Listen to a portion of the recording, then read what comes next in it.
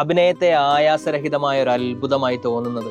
അതിനുവേണ്ടി മാത്രം ഭൂമിയിൽ ജനിച്ചവർ വ്യത്യസ്ത കഥാപാത്രങ്ങളായി വളരെ എളുപ്പത്തിൽ പകർന്നാട്ടം നടത്തുമ്പോഴാണ്. പിന്നെ മുടിക്കൊരിത്തിരി ഉള്ളില്ല. വില്യം ഷേക്സ്പിയർ, മഹാത്മാഗാന്ധി, വൈക്കം മുഹമ്മദ് ബഷീർ, ഇവരുടെ ആരുടെയും തലയിൽ കരിയോട്ട് മുടിയില്ല. സമാധാനല്ലേ? മെച്യൂരിറ്റിക്ക് വേണ്ടിയിട്ട് വെച്ചിരിക്കുന്ന.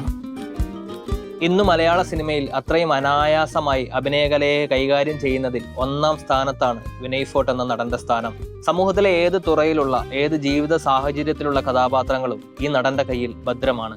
അനുരാഗലോലരാത്രി വരവായി നീലഗാത്രി. അതുകൊണ്ട് തന്നെയാണ് അവതരിപ്പിച്ച് ഫലിപ്പിക്കുവാൻ ഇത്രയും ബുദ്ധിമുട്ടുള്ള ഈ അടുത്ത് വന്ന ഏറ്റവും മികച്ച സിനിമകളിലൊന്നായ സംശയത്തിലെ മനോജനെ ഇത്രയും നാച്ചുറലായി അവതരിപ്പിക്കുവാൻ വിനയ് ഫോർട്ടിന് സാധിച്ചത്. നിങ്ങൾക്ക് ഈ ഭ്രാന്തന്റെ ഡോക്ടർമാരാരെങ്കിലും അറിയാം? ആർക്കാ ഭ്രാന്ത്?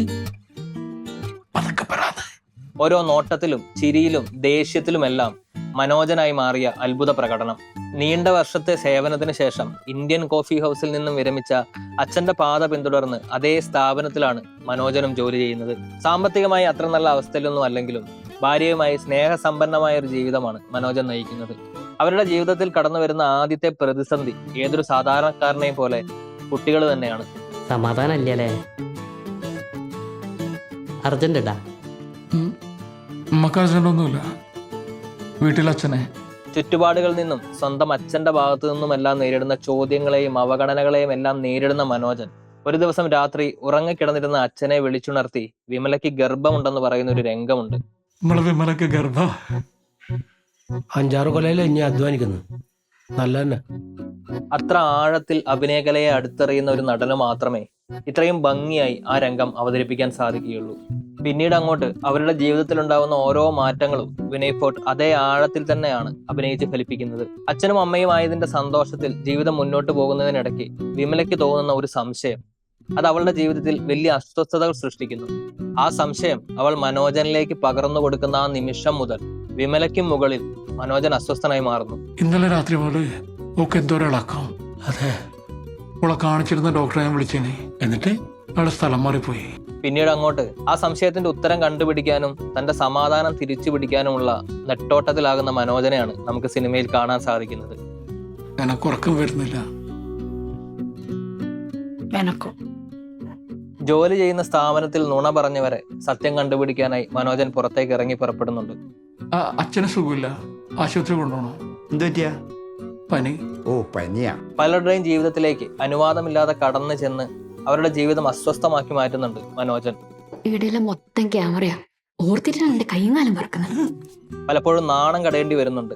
അങ്ങനെ ഹാരിസിന്റെ ജീവിതത്തിലേക്ക് ഇടിച്ചു കയറി ചെന്ന് അവരുടെ സമാധാനവും സന്തോഷവും നശിപ്പിച്ച് കളയുന്നുണ്ട് മനോജൻ. നിങ്ങൾ ഇത് ആരോടെങ്കിലും പറഞ്ഞോ? എന്റെ വൈഫിനറിയാം.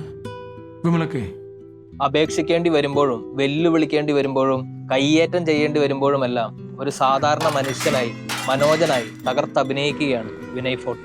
വിനയ് ഫോർട്ടിന്റെ കരിയറിലെ ഏറ്റവും മികച്ച കഥാപാത്രങ്ങളിലൊന്നാണ് തമാശയിലെ ശ്രീനിവാസൻ. അയാൾ നേരിടേണ്ടി വരുന്ന പ്രതിസന്ധികളെ, അപകർഷതാബോധത്തിന്റെ പടുകുഴിയിൽ വീണ് കിടക്കുമ്പോൾ അയാൾ അനുഭവിക്കേണ്ടി വരുന്ന കൈപ്പേറിയ അനുഭവങ്ങളെ, ഇതിനെല്ലാം മറികടന്ന് ആത്മാഭിമാനത്തോടെ സന്തോഷത്തോടെ തലയുയർത്തി നിൽക്കുന്ന ശ്രീനിവാസനെ മലയാളി സിനിമാ പ്രേക്ഷകർക്ക് മറക്കാൻ കഴിയില്ല. തന്റെ ചുറ്റുപാടുകളെ മുഴുവൻ ഒരുപോലെ തെറ്റിദ്ധരിപ്പിക്കുന്ന, എടുത്തണിഞ്ഞ മാന്യതയുടെ മുഖംമൂടി കൗശലം നിറഞ്ഞ കുറുക്കന്റെ ചിരിയോടെ ഒരിക്കലും അഴിഞ്ഞു വീഴാതെ കാത്തു സൂക്ഷിക്കുന്ന മലയാള സിനിമാ ചരിത്രത്തിലെ ഏറ്റവും മികച്ച സിനിമകളിലൊന്നായ ഫാമിലിയിലെ സോണിയും വിനയ് ഫോർട്ടിന്റെ ഏറ്റവും മികച്ച കഥാപാത്രങ്ങളിലൊന്നാണ്. ശ്രീനിവാസൻ സാറിനും സോണിക്കും ഒപ്പമോ അതിനും ഒരുപടി മുകളിൽ നിൽക്കുന്നതോ ആയ പ്രകടനമാണ് സംശയത്തിലെ മനോജനായി മാറിയ ഭാവപ്രകടനത്തിലൂടെ വിനയ് ഫോർട്ട് നമുക്ക് സമ്മാനിക്കുന്നത്. തന്റെ ലക്ഷ്യവും തീരുമാനവും സ്വന്തം കുടുംബത്തിലും ഹാരിസിന്റെ കുടുംബത്തിലും ഒരുപാട് പ്രശ്നങ്ങൾ സൃഷ്ടിക്കുമ്പോൾ വിമലയുടെയും തന്റെയും ആത്മാഭിമാനം സംരക്ഷിച്ചെടുക്കാൻ മുന്നോട്ട് തന്നെ നീങ്ങുന്ന മനോജൻ അത്ര എളുപ്പത്തിൽ ഏതെങ്കിലും ഒരു നടന് ചെയ്തു വെക്കാവുന്ന ഒരു കഥാപാത്രമല്ല. ഈ കാര്യം മനോജനോട്ടേക്ക്. അഭിനയത്തെ അത്രത്തോളം ആഴത്തിൽ പ്രണയിക്കുന്ന, കഥാപാത്രങ്ങളിൽ ജീവിക്കുന്ന അടിമുടി നടനായ വിനയ് ഫോർട്ടിന് മാത്രം ഭംഗിയാക്കാൻ കഴിയുന്ന കഥാപാത്രം. ഈ സിനിമ മുഴുവൻ കണ്ടു കഴിയുമ്പോൾ നമുക്ക് വിനയ് ഫോർട്ടിനോട് പറയാൻ തോന്നുന്ന ഒരേ ഒരു കാര്യമേ ഉള്ളൂ. പ്രിയപ്പെട്ട വിനയ് ഫോർട്ട്, നിങ്ങൾ അഭിനയിക്കുന്നത് കാണുമ്പോൾ വളരെ സിമ്പിളായിട്ട് തോന്നുമെങ്കിലും നിങ്ങളിലെ അഭിനേതാവ് പവർഫുള്ളാണ്. മലയാള സിനിമയിലെ എണ്ണം പറഞ്ഞ നടനാണ് നിങ്ങൾ.